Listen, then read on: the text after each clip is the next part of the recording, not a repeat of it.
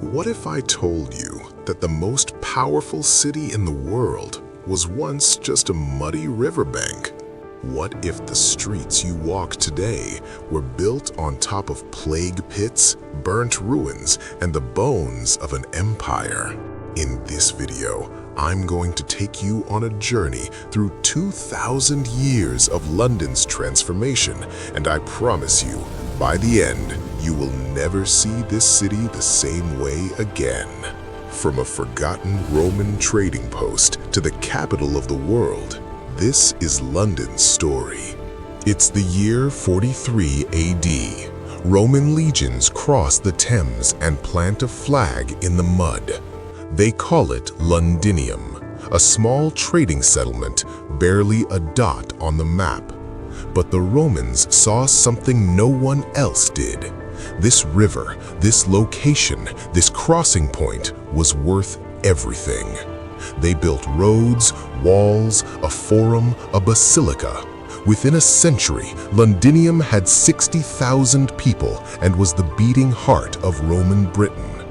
Then, Rome collapsed, and London nearly disappeared with it.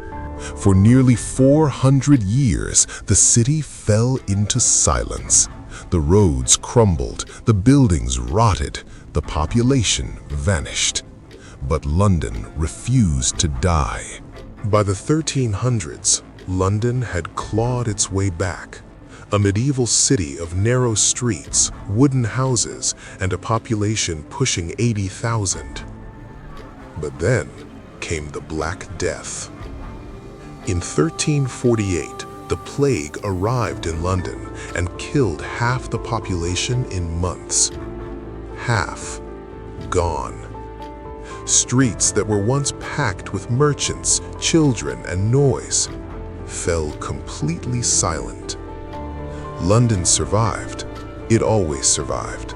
And by the 1600s, it had grown into one of Europe's greatest cities. Over 300,000 people crammed into a maze of timber buildings. Then, on September 2nd, 1666, a fire started in a bakery on Pudding Lane. Within 4 days, the Great Fire of London had destroyed 13,000 homes, 87 churches, and left 100,000 people homeless. But here is where London's story becomes truly extraordinary. From the ashes, one man reimagined the entire city. Christopher Wren drew plans for a completely new London, wider streets, stone buildings, and at the center of it all, St. Paul's Cathedral. London wasn't just rebuilt, it was reborn. By the 1800s, something extraordinary was happening beneath London's streets and above its skyline. The Industrial Revolution had arrived, and London was its epicenter. Steam engines, railways, gas lamps lighting the night for the first time in human history. The population exploded from 1 million to 6 million in just 1 century. The Thames was the busiest river on Earth. The port of London handled more cargo than any city in the world. London wasn't just a city anymore. It was an empire. But beneath the grandeur, the city was rotting. The same river that made London rich was also an open sewer. In 1858, the stench became so unbearable that Parliament itself had to close. They called it the Great Stink.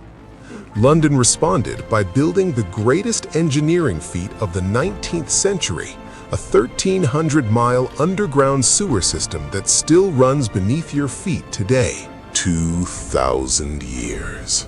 Romans, Vikings, plague, fire, revolution, empire, and war. London has been burned to the ground and rebuilt.